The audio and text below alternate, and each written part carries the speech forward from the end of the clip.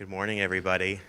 So while we're getting set up for the distribution panel, just a little some words here to kind of get us going. So this, for me, is one of my favorite parts of this event because really this brings everything together.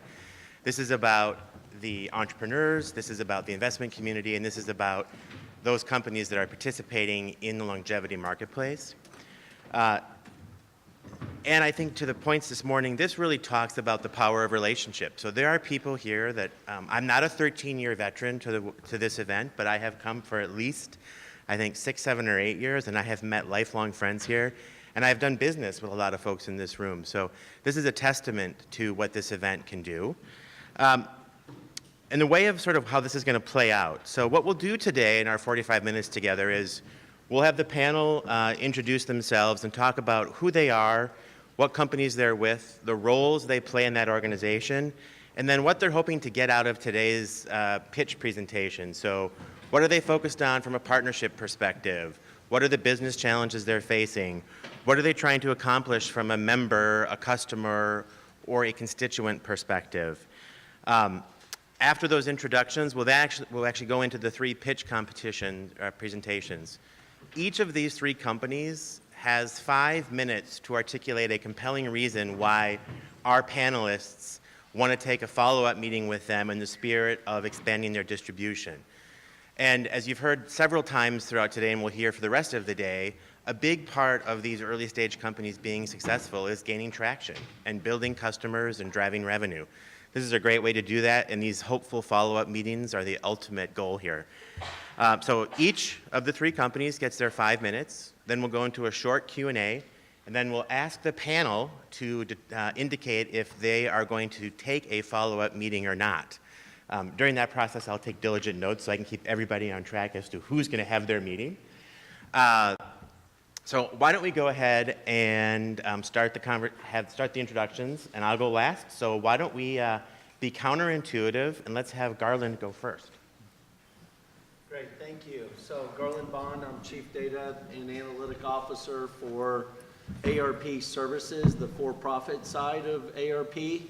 And we also have a direct marketing agency that we launched a couple of years ago. So our business is about $1 billion for-profit business. A lot of people know ARP on the nonprofit advocacy side. But on the for-profit side of the house, the easiest way to think of us is as an affinity marketing ecosystem. We have 38 million members in the United States. We work with over 100 brands, and we co-develop products and co-brand offers that we take to the collective marketplace. And so our providers that we work with are able to access research, data, and other analytic resources that we're able to provide to do a better job of reaching and engaging the 50 plus. So not just the membership, but the entire 110 million population that's, or 110 million people that are age 50 plus. And Garland, just to remind the group, kind of what are you hoping to get out of today, or what are you looking for from potential partners? Yeah, so thanks. So we have a lot of large partners like the United Health Groups and New York Lifes of the world. The thing that keeps those large companies up at night are the small disruptors. And so we're always out there looking at what's coming next. And so we have some initiatives around the caregiving space. We're building a new hub there.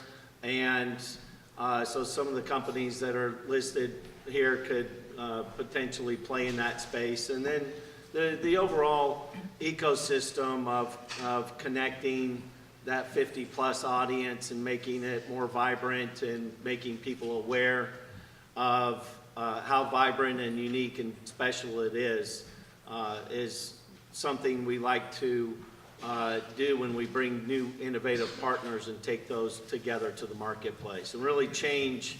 You know, we're still evolving the brand from the ARP as a retired association for older people and reinvigorating the brand for real possibilities.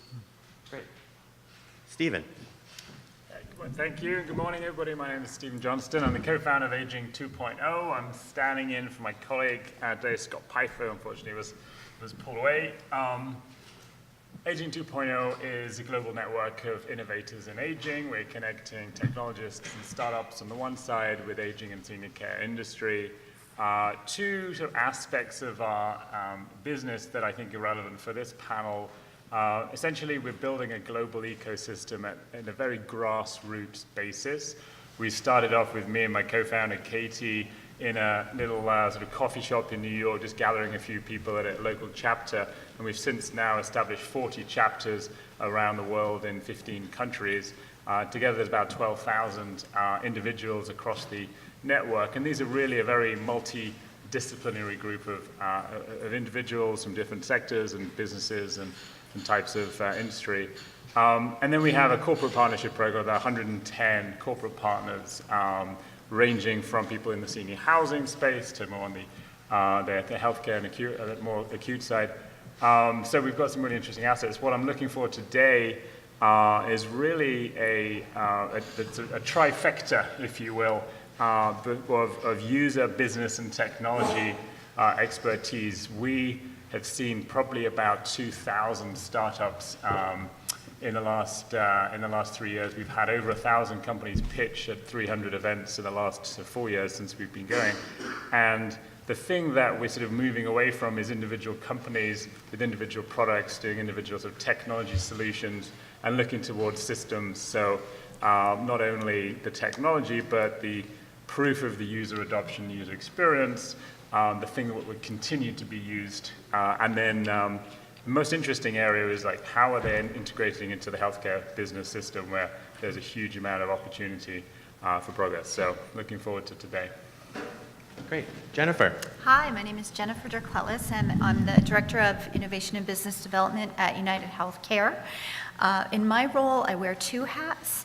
In our Medicare and retirement business, I work with large clients like AARP to identify opportunities to develop innovative new products and services for people age 50 plus. And then my second hat is more at the enterprise level.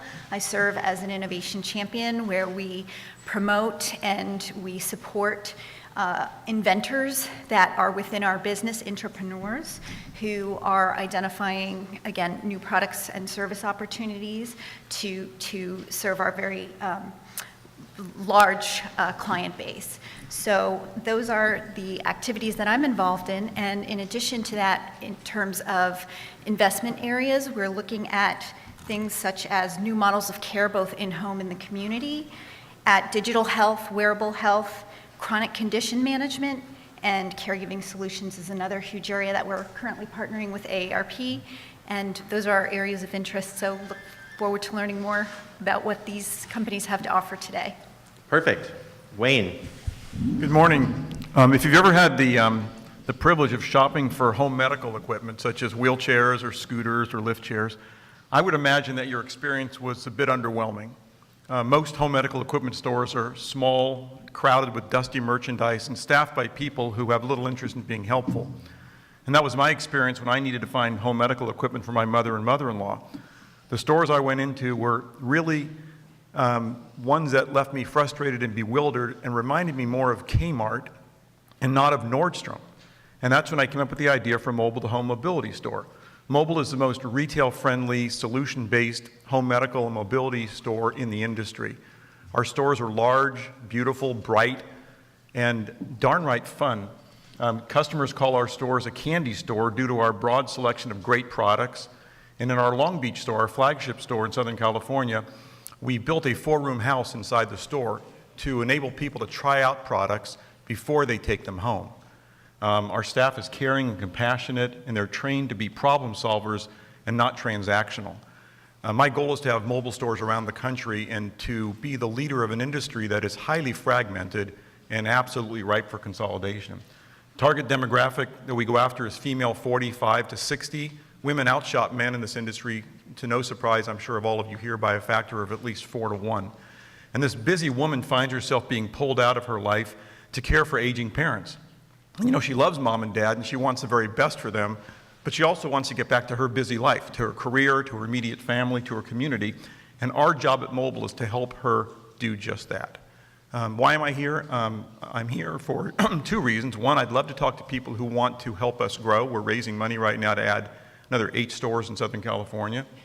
I'm also looking for companies that have great products that will work at a retail level. We see a lot of people, we have unique products. We have some products in our store that we're the only ones in the Western Hemisphere that we sell a particular product of. And I'd like to talk to people who have some great ideas for us at our retail stores. Thank you. All right, Sherry.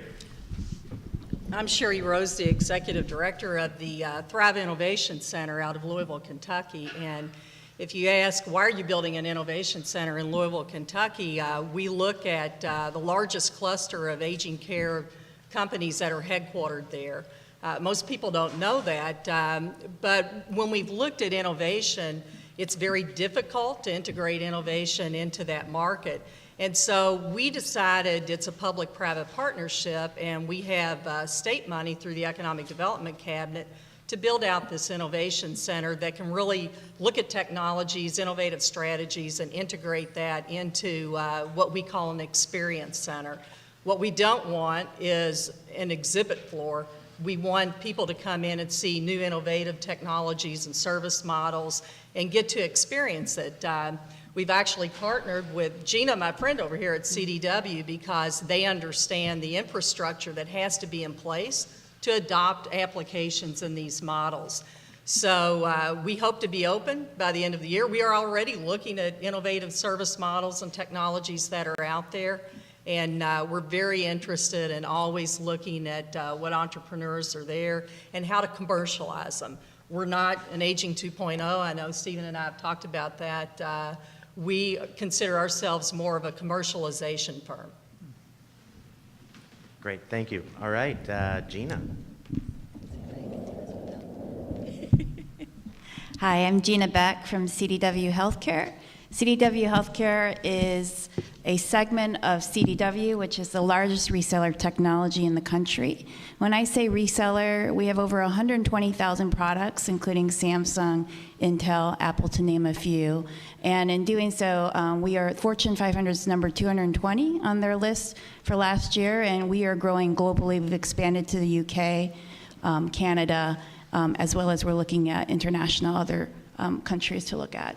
With that being said, my role is really focused around the senior care space. I am their senior care strategist, and I technically look at many different components of things that are going to game change the post-acute, long-term care, senior housing space. That's a mouthful. So because we do have a fragmented space, so after healthcare, upon discharge from the hospital, where do folks that are aging go? And I think one of the biggest things that we are recognizing is in hospital readmissions, 50% happen to be over the age of 65. And technology is going to be the one that's going to solve and bridge that divide of how do you decrease hospital readmissions, how do you transform the experience of aging, and which solutions are going to do that. And that's what I'm looking for today, and excited to hear what the folks have to say. And Alicia. Thank you. Alicia Hazlett. I lead corporate development and innovation for Signature Healthcare. Signature Healthcare is the 7th largest long-term care provider in the United States. Our core business is skilled nursing facilities. We're at about 140 across 10 states in the Southeast. But we also have a large portfolio of companies, and that's really where my role is to expand our medical services, our telepsych company.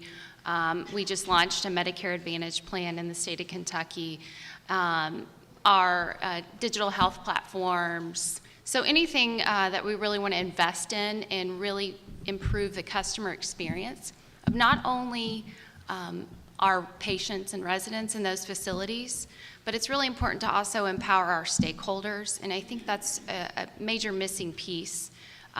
We all have very similar goals here on this panel of what we're looking for, but a lot of times we're missing those caregivers and stakeholders that are delivering that care. How can we empower them? and engage them and educate them. So learning is a big piece of Signature Healthcare. Access to providers is another large piece. How can we follow them through the care continuum to home and continue to improve their health and experience? And the healthcare is local, so that includes culture, food, family engagement. So there's a whole large spectrum of what we're doing at Signature Healthcare, and so I'm really excited to see what these presenters have in place for us, but they will absolutely impact every phase of those patients' lives. So. Great. So that's our panel for today. As way of background, and I'll build off of what Alicia said. So my name is Michael Carroll. I lead the marketing function for a healthcare merchant bank called Triple Tree based in Minneapolis. We're a traditional investment bank as well as we're a principal investor. What makes us different is we specialize only in healthcare companies. So we've been doing this now for 18 years. Similar to several folks on the panel, I'm here to get exposure to those disruptive companies that are actually making the health system work better. It touches everything from the customer experience to technology to how they consume healthcare, where they buy healthcare, how that's delivered through health plans. So I'm thrilled that we've got such a great panel that touches the entire ecosystem of healthcare. We'll make the jump to our first presentation now, and as a reminder, again, each of the companies will get 5 minutes. They will actually direct their presentation to the panelists. I will then, during this process, will pivot to the wonderful role of timekeeper. I will actually pull the hook out at minute 5, and then we jump into Q&A where the panel can ask some clarifying questions in hopes that, again, the panel will choose to take a meeting with our presenters and the companies that are here today. So with that said, we will have our first company come out onto the stage, and I'd like to introduce Jack York from It's Never Too Late.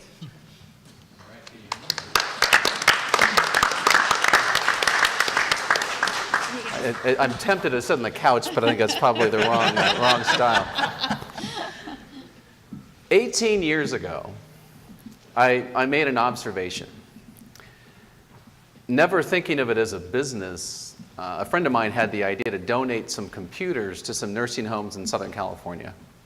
Again, never thinking of it as a business.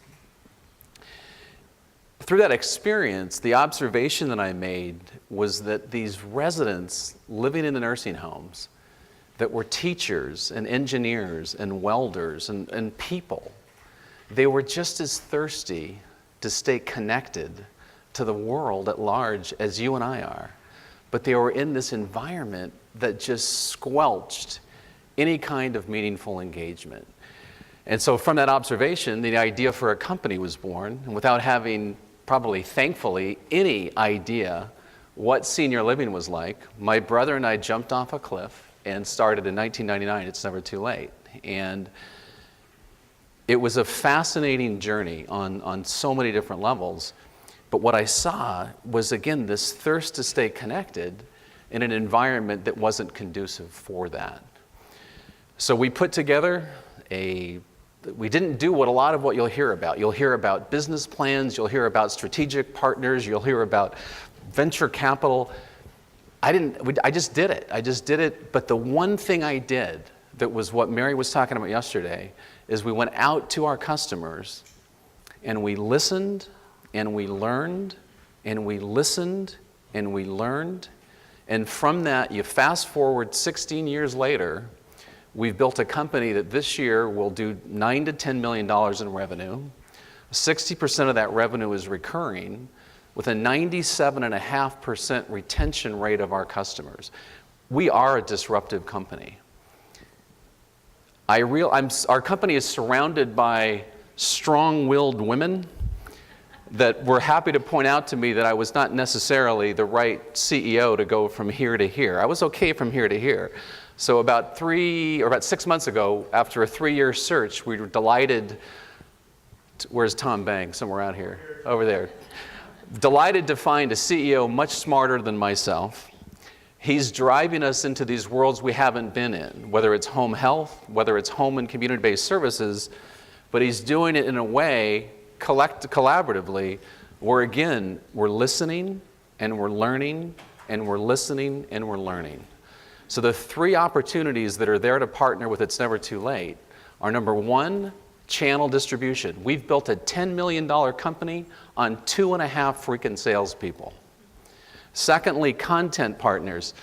You're going to see Keepy come out in a couple minutes. I love this guy. I love his product. He can decide. It's his choice. Does he want to spend how many years and how many dollars going after senior living, or does he say, hey, I can cut a deal with Tom Bang and tomorrow be in 2,000 different communities?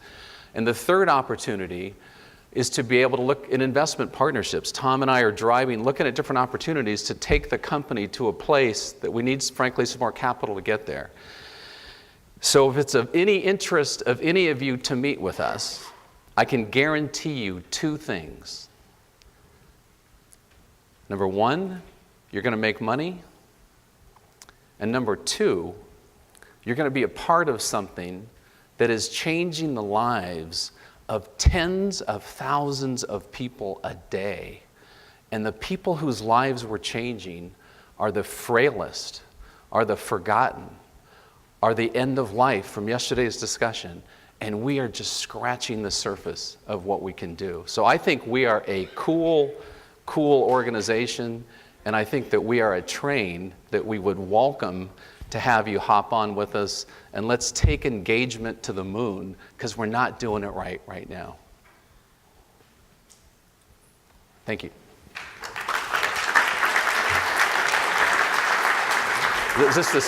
I really want to say, So I've never I think sat on a couch, now you so- can just belly on up to the, there you go. All right, Q&A from the panel. What would we like to learn more about from It's Never Too Late? What is it you do? You know, part of me doesn't even want to tell you. What we do is we deliver engagement right now it's through a touchscreen Windows-based computer. What it was 10 years ago is totally different. What it was 6 years ago is totally different. What it'll be in 3 years is totally different. It's engagement technology that allows an individual to touch their picture and get whatever is meaningful for them, whether it's music, whether it's spirituality, whether it's virtual travel, whether it's brain fitness, whether it's connecting with their grandkids. It is about engagement that's relevant to that person.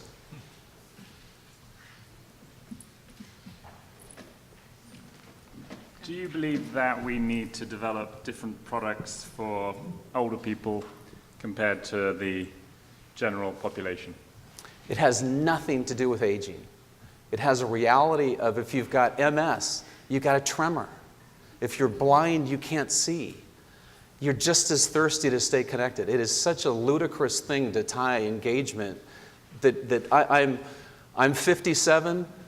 When I was 27, when I'm 37, when I'm 57, when I'm 97, give me Born to Run. I want Born to Run. I don't want the Carpenters. It has nothing to do with aging. It's got everything to do with what makes us tick. My dad died 20 years ago. To this day, the way our technology works is I could build his experience from my computer at home. He would want the Nebraska Cornhuskers, the Wall Street Journal, a priest telling him the rosary, a chance to play cribbage with me online.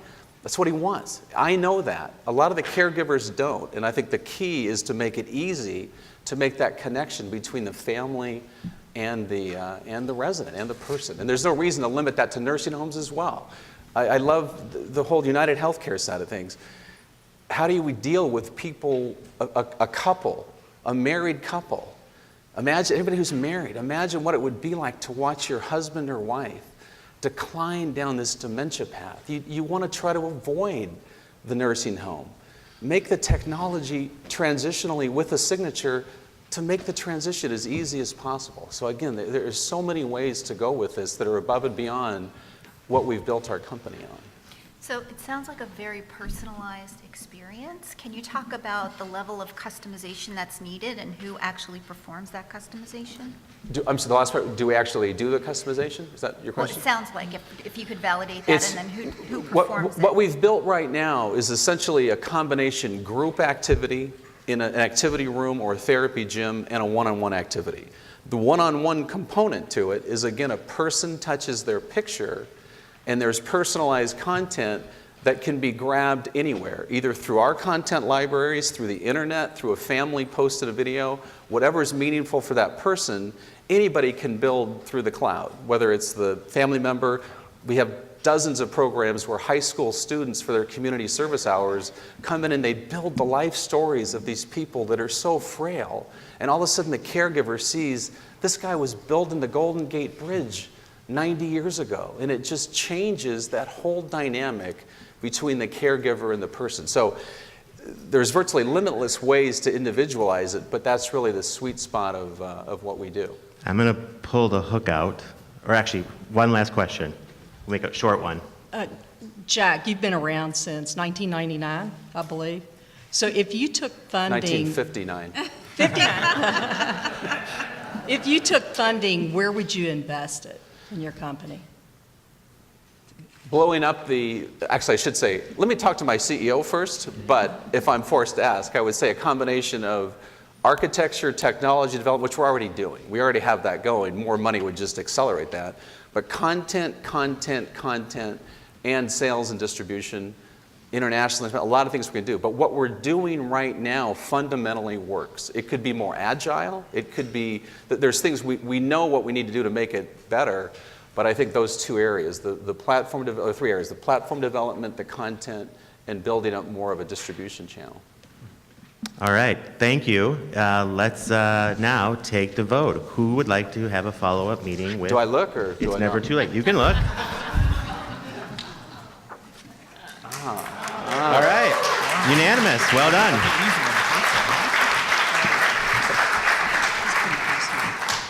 Wow. All right, now we'll jump to our second my magazine here. presenter There's this morning. And we have Ophir from Keepy. Everyone. I need the clicker. So it's amazing to be here today. I'm going to talk to the sharks. My name is Ophir Gutelzon. I'm the CEO and the founder for Keepy. The story of Keepy starts about 5 years ago when I moved from Israel to New York after selling my previous company to Getty Images. Moving to New York exposed me to a couple of new elements. My young kid was 5 years old going to K. The grandparents, which we kind of like saw every other weekend in Israel, suddenly were in Israel, and we were in New York. So those type of experience raised the need of kindergarten is like a place where you create an explosion of artwork class, and lots of stuff is staying on the table. Refrigerators are not magnets anymore, doesn't have magnets anymore. And you want to keep all of that. On the other side, you want to share those memories with the grandparents, but you also want to keep your friends on Facebook. So you don't want to post all the artwork, the schoolwork, and mementos on timeline. So we have created a platform called Keepy, which I'll show you what it does.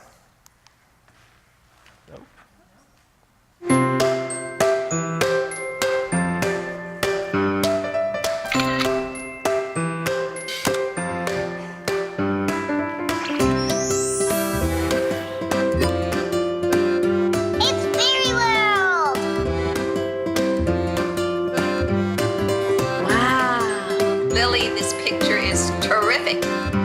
Love it. I love it. I am so proud of you.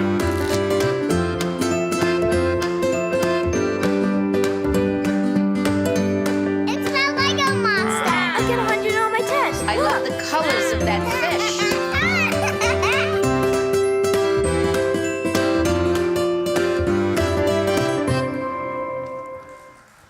So we have built a solution where basically we are making a multi-generational platform. We have launched 3 years ago. We have about 1 million family members. And looking into the cohort of who is using the app, we have about 250,000 families, and they create profile for their kids, saving the memories, and share them with grandparents. So from day one, we created it to be as a multi-generational platform.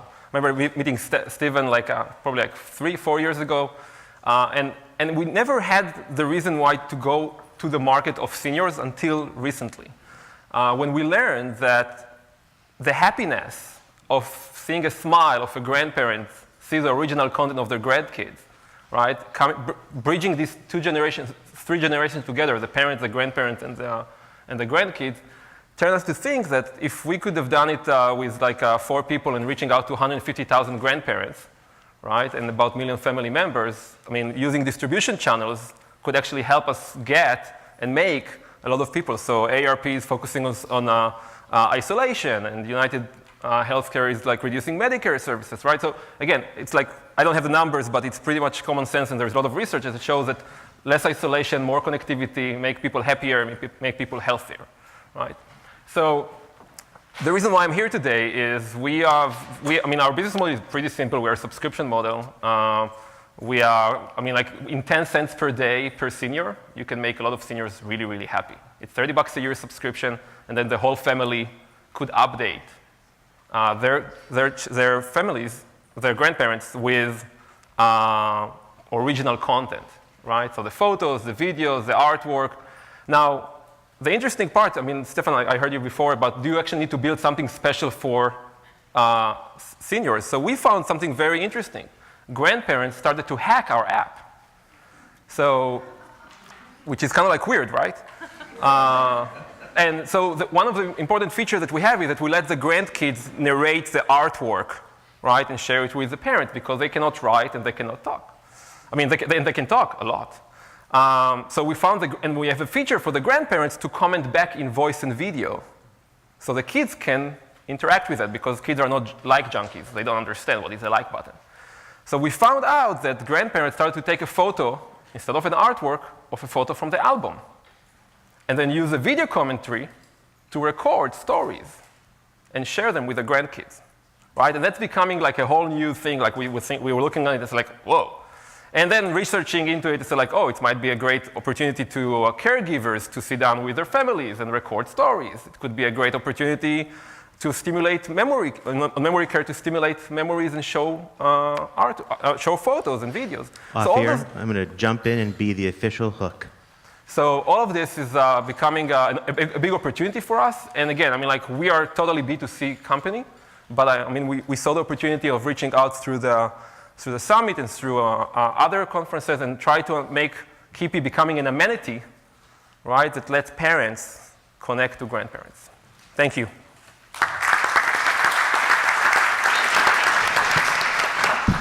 All right, questions from our panel. Yeah, well, first of all, I actually downloaded your app a couple years ago because I've been shamed in pulling artwork out of the trash can.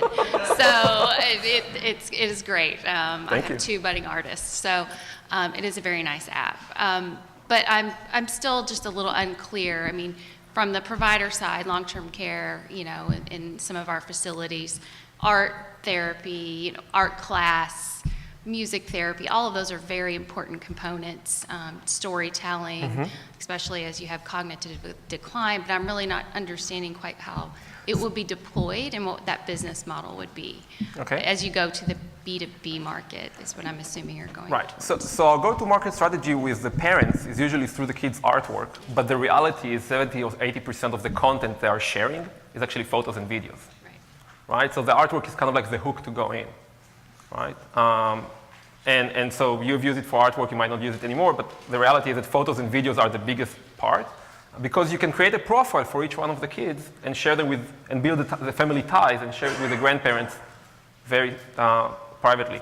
The idea about the business model with the senior housing, with the service provider, is that we would like basically to have the service providers buy a license for Keepy that could actually get the family update the grandparents who are in the houses, right, on a daily basis, on a weekly basis, and creating a very, very simple tool. Now, they usually won't do it just for the sake of sharing, but if they can also organize memories and get updates and get comments from the grandparents, that's great. So we mostly see a lot of news content, and it's never too late. They give content, what we call the news feed, but there is no original content. It's not the family content. It's not the kids' memories. It's not the memories of the grandparents who they want to share with the grandkids. So it's a very, very simple idea. That's at least what I think is to actually go and if there is like 300 rooms in a senior house, right? There is a license per room, and this license buys the ability for all the family members to go and update the grandparents on a daily, weekly, whatever basis, in an unlimited basis.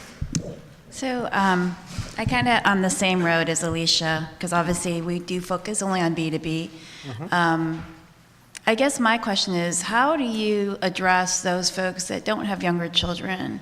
Some folks that don't even have grandchildren that sit inside of a community. How does this app kind of address other populations beyond those that have young grandchildren? So the average age of the family, so again, go-to-market strategy is right now is to go to young grandkids. I mean, but that's what we were doing. I mean, practically the average age of the kids on Keepy is about 13 years old, so it's not that young. And the reality is that, so we have no intention right now to go to the level of if you don't have a family, we don't have an answer for that. That's not one of the things. You can take it to different levels, like you can have life journal, right? Or you can have some caregivers sit down with the grandparent, with an elder, a senior, and record their life story, right? But that's a different application. Yeah, I was wondering, it was mentioned that the older people are creating their own work. Have you looked at doing peer-to-peer sharing where it doesn't have to be multi-generational, but maybe others who are creating their own artwork, that never stopped? Right. And so you sharing that way. Yeah, you can create a timeline for your own, and you can post it to Facebook and Instagram, wherever. But the point of Keepy is that it just kept organized, and you can narrate with voice and video and tell stories about them. Okay.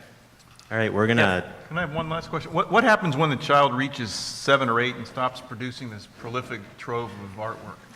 So it's a great question, and again, as I mentioned, I mean, like the artwork is really what makes everyone feeling very emotional about Keepy. But the reality is that people are saving their memory timeline of the kids, right? So it will be like the first soccer and the swimming and the piano and the baseball. So it's like it's totally out of just the artwork timeline. It's like the big question is like, where are we going to send our kids to see the memories when they are growing up? Right? I mean, like, where are they going to see grandma? Where are they going to see the feedback? When are we going to see the moments? We have tons of backup in cloud, but where do we save our memories? That's the basic question we're asking. All right, thank you. Let's ask our panel. Who would like to take a follow-up meeting with Keepy? Thank you.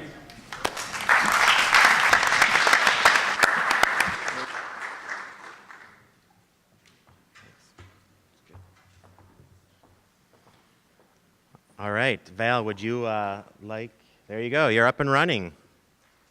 Do we have our slide? We can there you go. Oh, there it is. Okay. Hi, everybody. Good to see some familiar faces here. Always love coming to this event. So Life Assist is a company that is all about connecting the right people with the right data from anywhere in the world at any time on any device.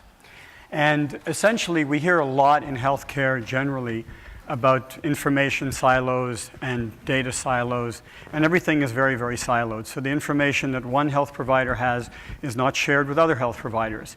And it's always very, very much incumbent upon the individual to carry your stuff from here to here to here and hope that you have the right data when you need it. So we take that whole notion into the senior care space. And what we essentially do is we have a voice-activated reminder device that sits in the home. That's what the senior connects with in their living environment. So it's either at home or in a housing facility. And then we have a whole cloud platform called Secura, which essentially does the job of connecting all the right people with the data that they need. So effectively what we have, and we're a white label company, so we sell on a branded basis to home care agencies primarily and assisted living facilities. That's our secondary market. But home care is really where we're seeing a lot of need for change, where there hasn't really been a lot of innovation. Every home care agency, every franchise that we visited still has a Staples binder in the home. And that's their IP, and they clutch it to their chest as if it was their child, and they call it their IP. And that has the care plan, and it has the daily care logs. There's no real-time visibility into the home. And if other family members, some who are close by and very hands-on and engaged, other family members who might live far away but still want to stay connected to dad, still want to stay connected to the other caregivers, how do they do that? And where's the HIPAA compliancy in all this, right? And every home care agency, when you bring up that phrase, which is obviously becoming more and more important in everybody's lives, they sort of sheepishly look away and they say, oh yeah, well, it's not really applicable to us. Well, sure, if you're sending a message and texting to your caregiver about changing the bedding, that's not a big deal. But if the medication's changing and now you've sent a message about that, well, that is a big deal and you're in violation. And probably most of them have been in violation on a fairly regular basis. So what Secura does, as you can see here, there's really two parts to the story. The problem here on the left is that on the bottom side, we're very young, we're independent, we kind of take care of our own stuff. And then as we get older, more and more chronic conditions, as memory issues, mobility issues, we live longer. About 75% of people over 65 are juggling 5 medications or more. So that becomes a really, really big issue. And overdosing is a massive and very, very expensive problem in this country. So how do you make sure that the people take their medication when they're supposed to? And then as we get older and older, we start to rely on more people. So we have some family members who are very close, very hands-on, some who are far away but want to stay involved. We have some caregivers. There could be a home care nurse who comes in on a daily basis.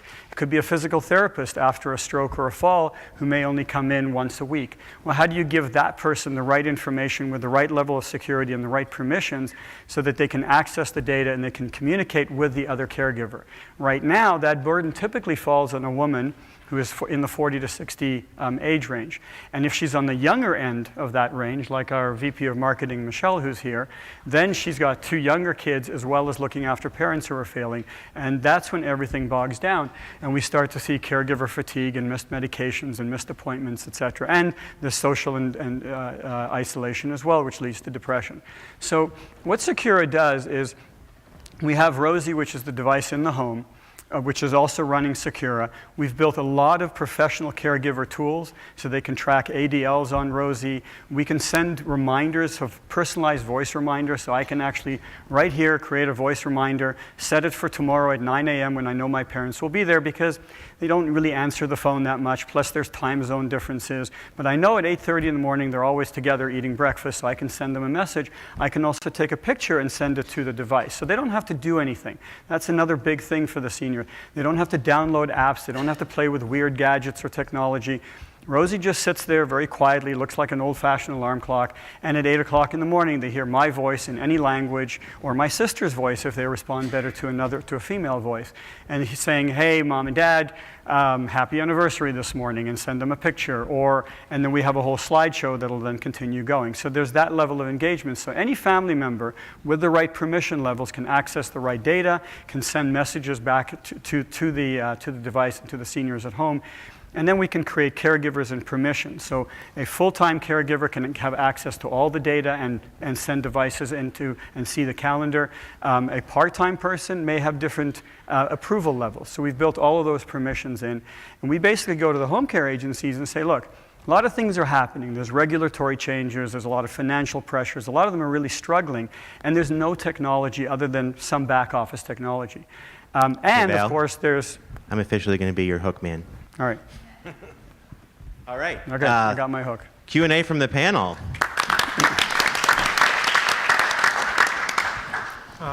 We sell the Rosie reminder system. So there's been some innovation, I think, since we become aware of it. Do you have any plans to make it more retail friendly so there's more information that a purchaser can have of it to take it home and use it? Yeah, so right now the original Rosie, which is standalone, not connected to the internet, is a retail product, and we've sold thousands of those at retail. We continue to. As far as a stripped down version of Rosie, which we have talked about, instead of running all of Secura but just doing the remote messaging to the device, definitely open to that. We need to have the right partner because as a company, we're really focused on enterprise B2B. But I've got a lot of ideas, so I'm happy to talk. If I've got the right partner, it's definitely something we'd like to pursue. Yeah, quick question. When you think about other disruptors in your space, something like Amazon's Echo that's got artificial intelligence and is an in-home device, how do you think you could compete against them if they decided to go into this space? Well, I was just there yesterday. So they're not competitors at all. Amazon Echo, and it's very, very clear in their mandate, is always going to be a broad-based mass market. In fact, without breaching anything, the conversations we're having is we could actually use some of their technology, not all of it, but some of it, and we could actually help them be a beachhead for the Alexa platform into the senior home. And that's not something they'll ever do. They're always going to be a mass market, very broad-based distribution. So I'm a bit biased because we have an investment in you guys, and so obviously a fan. I try and work out how to have less meetings with you, Val, because you're about 10 feet away from my office. So having said that, really interesting, I think, this new development that is quite a V2.0. Can you just talk a little bit about how some of the economics or the business benefit for some of the customers they're seeing? Like, is it saving them time? Is it making them more money? What is the real bottom line benefit for the There's actually a few things. So without getting into the specifics, because we have dozens of use cases, because we've spent 2 years listening, as Jack was saying, listening and learning, and we do that all the time. Part of it is efficiency. There's some very specific tools that we are building into Secura and some that we're launching in the next 2 or 3 weeks that actually make them more efficient. So less driving around, real-time visibility into the home means you're a lot more aware. So part of it is efficiency. Part of it is the cost of entry here is really, really low. There's a very small setup fee, and then there's a monthly SaaS fee. So for even a small agency, a small independent agency, getting into the game, I've seen the eyes pop up because they're thinking tens and tens of thousands of dollars, and it's literally a handful of thousands, and then they pay as they play. And the other thing is from a sales and marketing and family engagement. Lori Orlov, who's here, just wrote another one of her awesome blogs about why family engagement and family participation is lacking so much. And I love that because that's exactly what we aim to do. So part of it is from a sales and marketing differentiation standpoint, part of it is efficiency, and then part of it is extending out of the agency, because they know how to run their agencies. What they don't have is the ability to extend out of the agency into the home and connect all these other family members and other caregivers, temporary, permanent, and so on. And that's what they don't have today. And we give it under their own brand, so that's another very unique thing. All right, one last question, if there is one. I have a question. On going B2B, have you, and I know you've probably looked at some of the use cases, but have you looked at partnerships with the provider market around readmission strategy? Because I know there are a lot of companies that are labor intensive, but you're technology enabled. And have you considered that in your distribution? Yeah, very much so. So we're in, for example, with United, we're actually in the United Caregiver Alliance now with the traditional Rosie. And we've had a lot of conversations about transition care. Because when you leave the hospital, and could be a home care nurse is there to help you with that transition, there's really only 2 things they care about with that big document of papers written by lawyers. 2 things they care about. Take your meds, your old and your new meds, do them properly, and then show up for your follow-up appointment in 2 or 3 weeks. Well, we can actually program Rosie either there at the hospital or remotely to put in your medication reminders in the voice of a loved one, and then you can just forget it. You put those papers away, Rosie will remind you what to do and take your medication, and there's the intelligence to say, and this one take with lots of water, or don't eat for 2 hours, and in the voice of a loved one. So you can program that, and then you can set the reminder for the follow-on doctor's appointment 2 weeks from now. And that'll all be in Rosie. So the day before, Rosie will say, hey, don't forget you're going to see Dr. Smith tomorrow. It's a 12 o'clock appointment, and then you can have another one 2 hours before. So transition care is a huge thing, and that's another one of the things to answer Stephen's question, why a lot of the home care people who are there in the hospital helping the person leave and go to home or go to housing, that's another reason that they're very interested in this. Okay, so panel, everybody except Stephen, who would like to have a meeting with Val at Life Assist?